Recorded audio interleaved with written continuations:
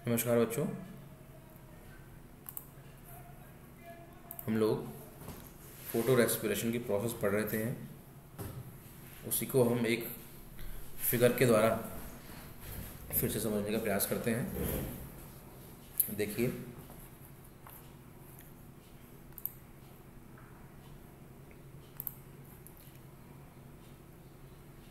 ये क्लोरोप्लास्ट, ये पेरोक्सिसोम और ये माइटोकॉन्ड्रिया। इसी प्रकार से इसमें है क्लोरोप्लास्ट, पेरोक्सिसोम और माइटोकॉन्ड्रिया। ठीक है, सबसे पहले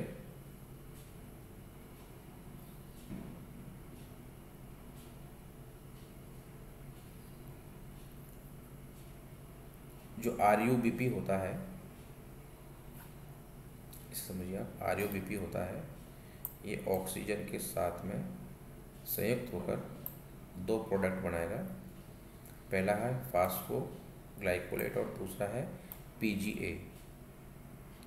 ठीक है, ये जो PGA है ये केल्विन साइकिल में चला जाएगा, फास्फोग्लाइकोलेट बचेगा, इसमें से फास्फोरस हट जाएगा और सिंपल ग्लाइकोलेट का निर्माण होगा। अब ये जो बना हुआ ग्लाइकोलेट है ये एंटर करेगा पेरोक्सिसोम में। ठीक है, और ये ऑक्सीडेज एंजाइम की उपस्थिति में परिवर्तित हो जाएगा ग्लाइऑक्सिलेट में। ऑक्सीजन ऑक्सीडेज एंजाइम की उपस्थिति में ग्लाइकोलेट पेरोक्सिसोम के अंदर ग्लाइऑक्सिलेट में परिवर्तित हो जाएगा और इस प्रक्रिया के द्वारा एक हाइड्रोजन पेरोक्साइड अणु का निर्माण भी किया जाएगा। ठीक है, अब ये जो ग्लाइऑक्सिलेट है ये पुनः परिवर्तित होगा ग्लाइसिन एमिनो एसिड में, और ये जो ग्लाइसिन एमिनो एसिड है बच्चों ये एंटर कर जाएगी माइटोकॉन्ड्रिया में। ठीक है, ये ग्लाइसिन एमिनो एसिड एंटर कर जाएगी माइटोकॉन्ड्रिया के अंदर।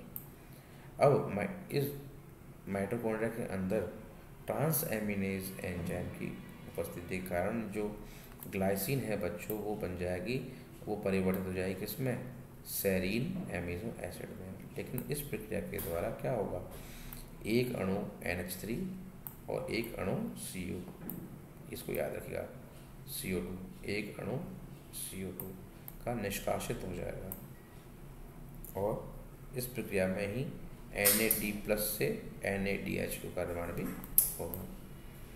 ठीक, अब ये जो बना हुआ सेरीन है बच्चों, सेरीन एमिनो एसिड है, वो फिर से इंटर करेगा पेरोक्सिसोम में और ये निर्माण करेगा किसका, हाइड्रोक्सी पाइरुवेट का। अब ये जो हाइड्रोक्सी पाइरुवेट है ये परिवर्तित हो जाएगा किसमें, ग्लिसरेट में, और इस जो प्रक्रिया है इस पद में क्या होगा, NADH जो है NAD+ में चेंज हो जाएगा। ठीक है, अभी जो बना हुआ ग्लिसरेट है ये फिर से जाएगा किसमें, क्लोरोप्लास्ट के अंदर, और इस प्रक्रिया में एक ADP में चेंज होगा और जो ग्लिसरेट है वो चेंज हो जाएगा किसमें, PGA में।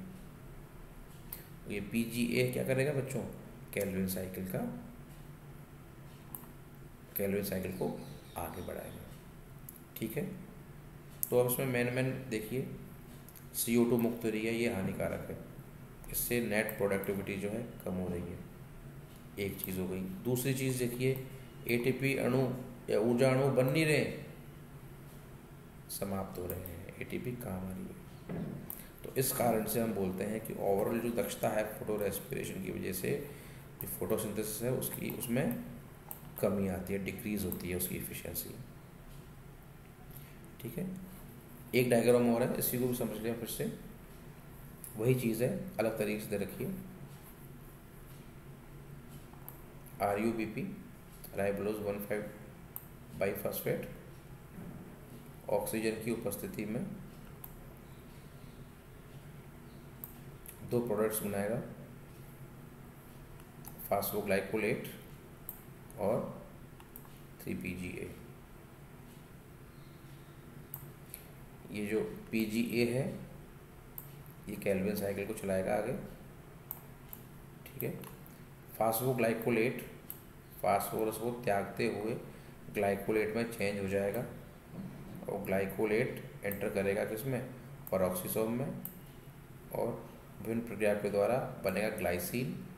ग्लाइसिन जाएगा माइटोकॉन्ड्रिया में, ग्लाइसिन से बनेगा सेरीन, लेकिन इस प्रक्रिया में बनेगा एक CO2 जो नुकसानदायक है, इसको याद रखिएगा। सेरीन फिर से एंटर करेगा किसमें, पेरोक्सिसोम में,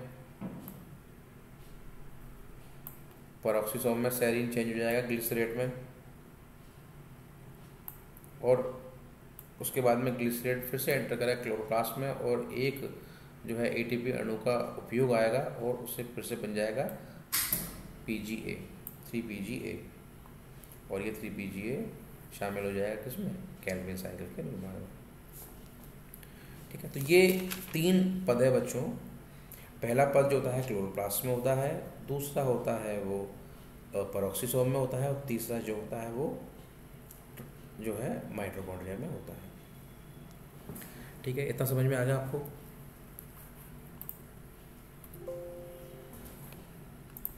आगे बढ़ते हैं।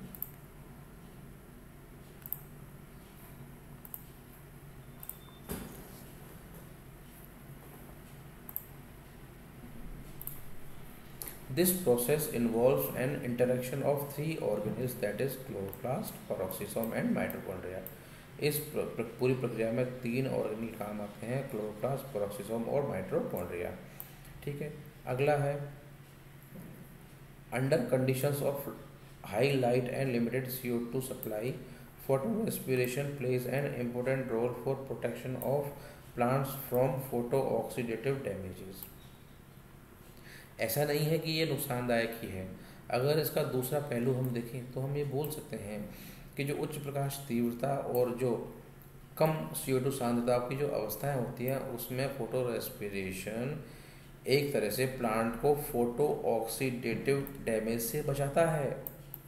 कितनी अच्छी बात है, महत्वपूर्ण। फोटो रेस्पिरेशन सिर्फ खराब है ये कहना सही नहीं होगा।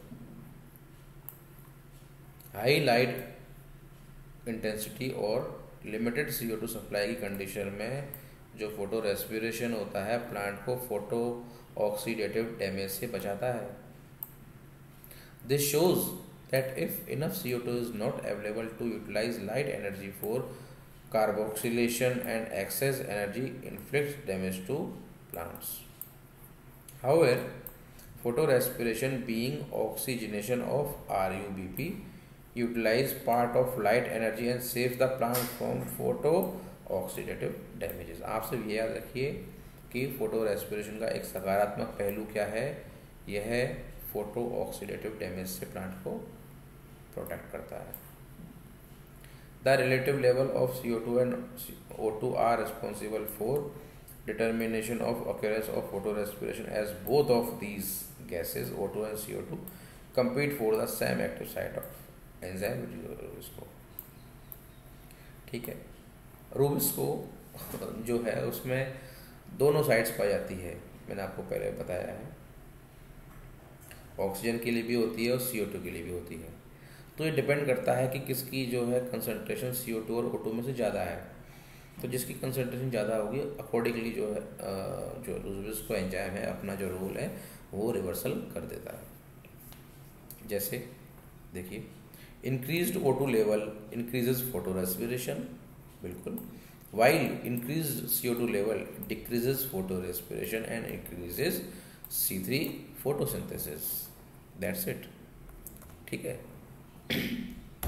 मैंने आपको बताया कि वातावरण में O2 और CO2 की जो सापेक्षिक सांद्रताएं होती हैं वो रूबिस्को के कार्य का निर्धारण करेगी, क्योंकि रूबिस्को में O2 के लिए भी साइट होती है और CO2 के लिए भी साइट होती है। अब जिसकी सांद्रता ज़्यादा होगी अकॉर्डिंगली रूबिस्को उसी पाथ में जाएगा। मान लीजिए O2 की सांद्रता अधिक है सापेक्षिक रूप से, तो प्रकाश शोषण करेगा ठीक है। लेकिन यदि CO2 की सांद्रता अधिक है सापेक्ष रूप से तो फोटो रेस्पिरेशन कम होगा और C3 फोटोसिंथेसिस को बढ़ावा मिलेगा। ठीक है बच्चों, तो ये हो गई इसकी पूरी process.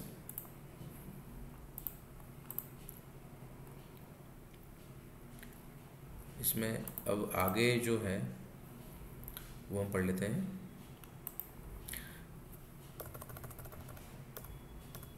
Factors affecting photorespiration. The rate of photorespiration increase when the level of CO2 is low and O2 is high, हम पढ़ चुके हैं। The stomata of plants are open resulting the lowering down the rate of photorespiration. ठीक है, but when plants become water stressed they close stomata to prevent loss of water via transpiration. Thus, on the other hand, is restrict the exchange of gases. The level of CO2 gradually rise as water splits during light reaction. ठीक है, stomata पहला तो O2 और CO2 की सापेक्षिक सांद्रता प्रभावित करती है फोटो रेस्पिरेशन को। दूसरा है स्टोमेटा खुले हैं या बंद है, वो उन पर भी फोटो रेस्पिरेशन की दक्षता का प्रभाव पड़ता है। In desert and dry tropical areas, photorespiration is reduced due to water stress, and on the other hand, resulting in lowering down the potential of plant growth.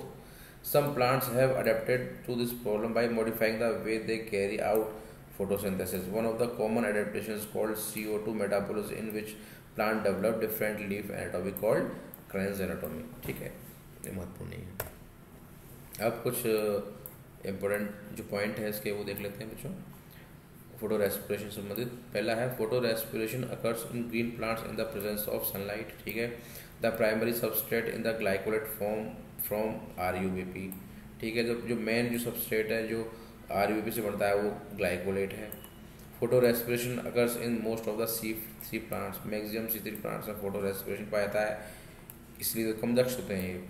This process occurs in peroxisome in association with chloroplast and mitochondria. Okay, this process increases with increasing concentration of O2 and decreasing concentration of CO2. पढ़ चुके हैं।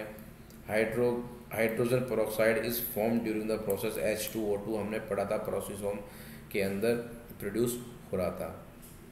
ठीक है, जब glycolate glyoxylate में change हो रहा है उस टाइम पे जो है ऑक्सीजन की उपस्थिति में जब प्रक्रिया होती है तो हाइड्रोजन पेरोक्साइड का निर्माण होता है।